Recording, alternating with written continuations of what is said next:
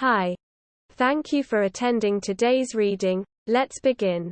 My accidental gay date. I told a couple of friends this story yesterday and they thought it was hilarious and convinced me to write it up. I changed the names for anonymity. I am a bisexual man.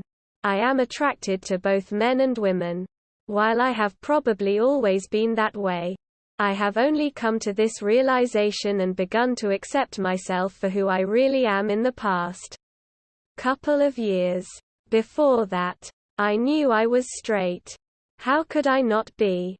I was a man who was in a 2.5-year-long relationship with a woman and had never really allowed myself to consider the possibility of being attracted to a man. Then she dumped me. Now this story isn't about me discovering I was bisexual. That was at least a few months away. It is about my first date with a guy though. You may want to ask me, but Kyle, you said you were straight and went on a date with a guy. Why would you go on a date with a guy if you were so sure you were straight? Quote. To that I would say, just shut the fuck up and let me tell my damn story. Alright? Quote. Where was I? Right. So, I was 1 week out of a relationship with a girl who I was totally in love with. Life was shitty and I was just trying to make it through one goddamn day at a time. I was going to classes, studying to be a CG animator. And during my Monday morning intermediate character animation class we had an abundance of solo work time. I was sitting at a lightbox doing my best to animate with pencil and paper while being barely able to draw a straight line because I can't draw for shit. This guy who I was friendly with but not quite friends approaches me and says, "Hey, Kyle, would you want to hang out sometime?" Quote. Even though I felt like shit and wasn't feeling too up for hanging out with anyone, I wanted to be nice and said, sure. He then went back to his seat and I didn't really think anything of it. Before I continue, let me tell you a little bit about this guy. Dave, in my mind, was first and foremost a really talented artist. I didn't know much else about him aside from his love of horses, his obsessions with dinosaurs. Oh, and he was very flamboyantly gay. Back to the story. After Dave went back to his seat, I continued drawing my hideously drawn character animation for about 5 minutes before he came up to me again. So Kyle, would you want to maybe get coffee with me after class on Wednesday? I agreed and went back to my work. Again, thinking nothing of it. I got back to my apartment later that night and sat on my couch watching some mindless show trying to distract myself from the sadness from my breakup when something occurred to me. Shit. He's gay. Did I just agree to a gay date? I of course didn't want to offend him by assuming it was a date just because he is gay and wanted to hang out with me. I figured that maybe I can get a better idea of his intentions. I shoot him a quick text. Hey. So, on Wednesday are we just going to walk to Starbucks in town or something? Quote. Without hesitation he texts back. Nah. Quote. I've got the perfect place picked out. I'll pick you up after class. For the first of many times in this story I thought to myself one very distinct, very clear word. Fuck. Cut to Wednesday. I am in class counting down the minutes. Realizing that it's too late now. I can't back out. I've already committed and don't want to make any assumptions and come across as homophobic or anything. I'm like 99% sure this is a date.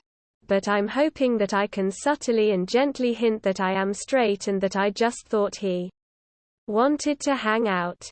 I get out of class, walk outside and there he is, sitting in his car, waiting for me. I get in and try to treat him like just any other friend. Hey, dude, what's up? We getting some coffee or what? We were off and I learned one thing very clearly and very quickly. Dave is the kind of gay guy who is very into musical theater. At this point in time, Hamilton specifically, the entire drive I barely said a word as he belted out every single word along with the soundtrack. I asked him if he had seen it. He claimed he had seen it 12 times. Now this was when the play was incredibly popular and getting decent seats costed a small fortune. I figured there were 3 distinct possibilities. He is rich. He is lying. Or he counts listening to the entire soundtrack as watching the play. We drive for what seemed like half an hour or more. For coffee. We leave the city and start heading up into the hills. For the second time I thought back to my new favorite word. Fuck. So where exactly are we going? Quote. You'll see soon. Great. Thanks. That's really fucking helpful. As long as you don't kill me and leave my body in the woods. Whatever. He finally pulls into a strip mall in what seems to be the absolute middle of nowhere. So, what do you want to do first? Get coffee or pet cute animals? In what I thought was a brilliant way to cut down how long I am on this date, I suggested we get the coffee and take it to go see the cute animals. No way. When we get coffee I want to have time to sit and talk. Quote. Fuck. We end up going to the coffee shop first and to my surprise it really is just a coffee shop. I mean it. Nothing else. I don't like coffee. They didn't even have any tea. Dave offers to get me a drink and I turn it down because again, I don't even fucking like coffee, goddammit. Why did I agree to get coffee with you, goddammit? This was so fucking stupid. So he gets his coffee and we sit at a little table and talk for a while.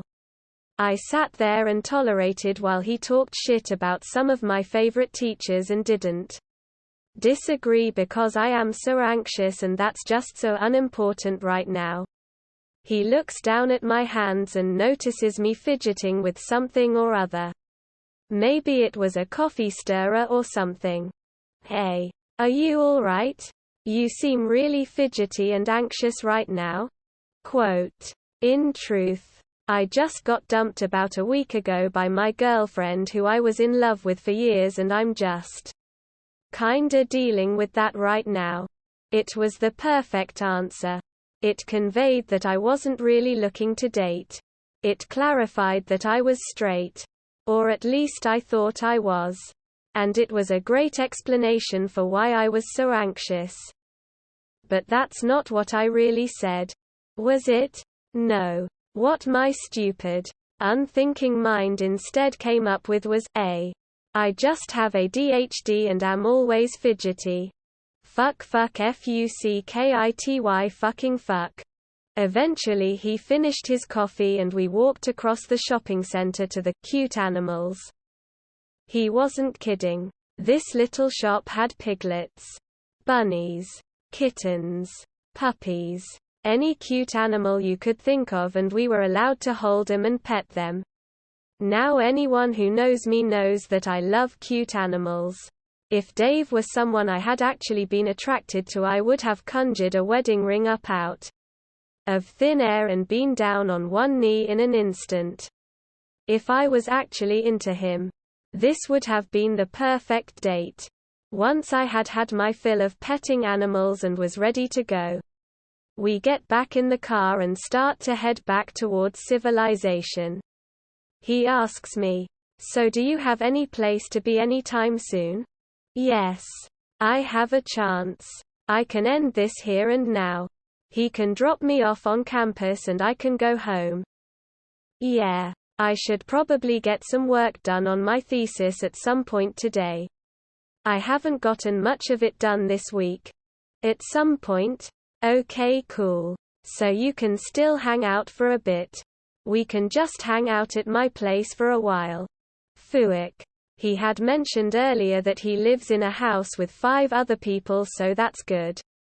There's no way there will be privacy. Somebody has to be there. Right? We get there and head inside. If this were a cartoon, we would have heard crickets. Nobody was home. It was just us. Me and him. All alone. Fuck. He decides to give me the tour, and by give me the tour I mean show me the way right to his bedroom. He takes a seat on his bed and I very deliberately stand in the doorway. I don't look at him. I look around at the decorations in order to avoid eye contact at all costs. I like your Jurassic Park posters. That's a classic. My bed is really comfy too. Feel it. Quote. Fuck. I approach the bed and give it a quick pat with my hand. Yeah. Feels pretty soft. Good work, Kyle. You did it. He has to have gotten the message now. Right? Right. No? So he says, how about we watch some TV or something? Quote. Okay. Sure. An episode or two of something shouldn't take too long, and then he'll take me back to school.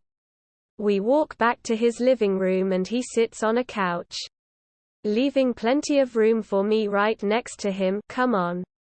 Take a seat. Quote. There was a second couch. I sat there. Since we are both animation students, he puts on an absolutely terrible animated movie called Alpha and Omega. It was about wolves or some shit. All I remember is that it was awful, and we spent the whole movie just tearing it apart and critiquing every single moment of bad animation. After 90 minutes the movie was over. Finally. I can go home. Nope. He puts on the even worse sequel. Doesn't bother to ask me.